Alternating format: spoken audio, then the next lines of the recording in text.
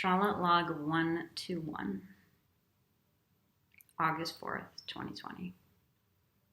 This is my monthly report for our Shadow SHALA project. These are the salad days for most of us. I know for some of you, it's not easy. Nevertheless, relatively, I aver there is a near zero likelihood of things on planet Earth being smooth sailing once we get into September, October, November. So globally, these are at least the salad days. We know that under pressure, we don't rise to the occasion. We fall to the level of our training. It's during the salad days that your effort compounds into your tissues, into your programming, into your being. And my intention accordingly for August is to fill this group with resource on all levels. We need to be outside in the fresh air. We need each other however we can make contact. And I would say we also would benefit from wherever our baseline is, most of us, from a little uptick in discipline. So I'm teaching outside a lot, including on Saturdays. Our regular Sunday, Wednesday, Friday program will stay stable. My guess is for the rest of the year, maybe beyond. So all of that is in place to support the program, whatever program you're on. We're doing the second level of the Patanjali study. As you know, interestingly, this has been on the calendar for months. And so Chase will join us again to teach. And this is a time where if you have the bandwidth, having good spiritual knowledge, good technical knowledge of how mind works, at least in theory, will serve quite well when we need urgently to be able to step outside of consciousness and have models for it that give us strength. So if you can, most of you I know have already figured it out. That's why Patanjali is on the calendar for August. And relationship.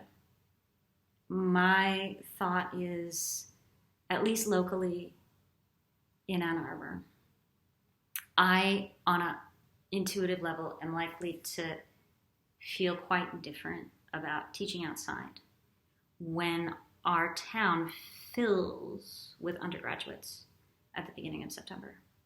There's just another level of entropy that will be all around us. I've been outside, as many of you locals have, for 2 months, and we're entering our third month of outside practice. And I just want all of you to sense that with me, that there's likely to be a sort of contraction, at least in how available I feel outside in another month. And note on that, we're entering our third month of practice outside. And it's been so beautiful to bring that really particular state of awareness that we have in the practice to the air quality outside and to the way the sky looks. And so the daily and weekly shifts in the seasons within the seasons, I'm sure many of you have noticed it. It's amazing. As an Ashtanga teacher, I am really accustomed to noting the day-by-day changes in the phases of the moon, where and when the moon rises and sets, where and when the sun rises and sets. And now this feels like taking that level of subtle attending to the luminaries in the sky, to the quality of the air in the sky itself, and the way the earth smells different from week to week. It's been amazing.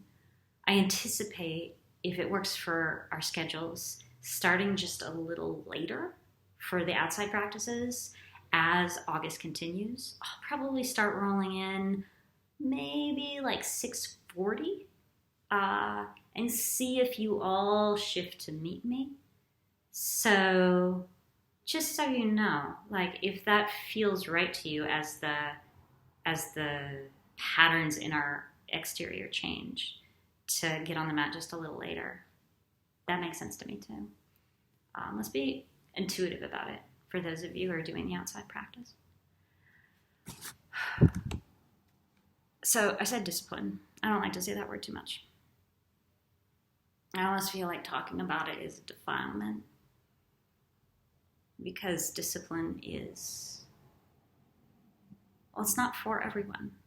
It doesn't actually serve all people to have a sadhana that has this quality in it. For it to be correct, you've got to be able to show up for that without it being some sort of superhero thing for you that like makes your spiritual ego inflate. And your system really has to benefit mentally and emotionally from the container. We're a group of people who benefit tremendously from a container and from discipline. And nevertheless, I'll talk to you about consistency. But laying down the D word feels like I'm giving language to something that you have to understand through the body.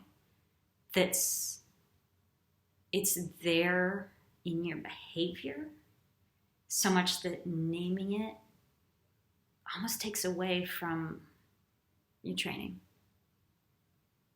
But I'm naming it now because I think that for many of us, August is a time to, whatever our baseline discipline is, you all have it, to probably just uptick a little bit from your baseline so that you'll have that resource going forward.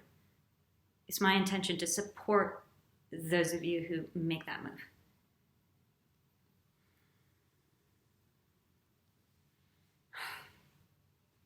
I was talking to my parents last night about something that is bedrock core value in our family.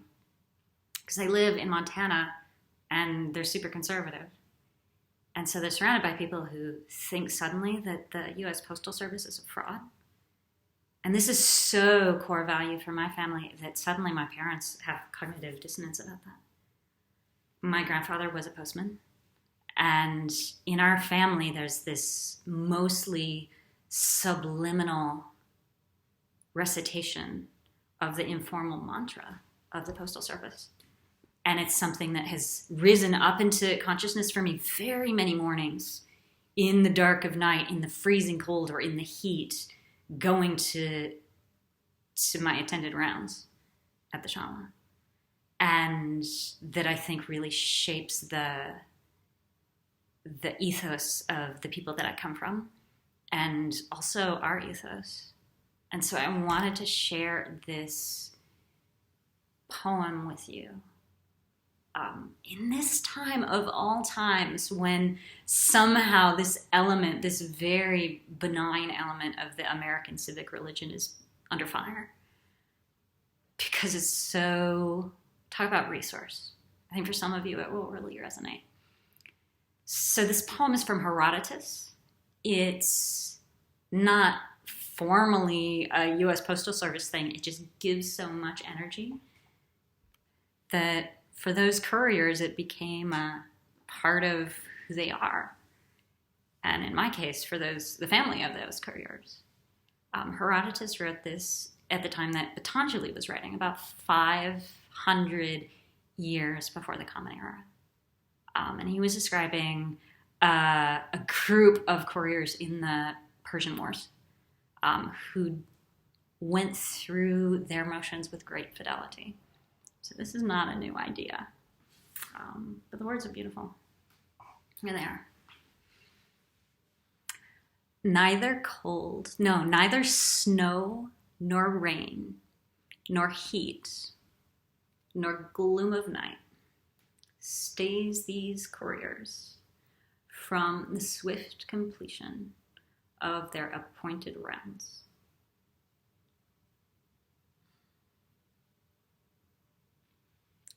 See you soon.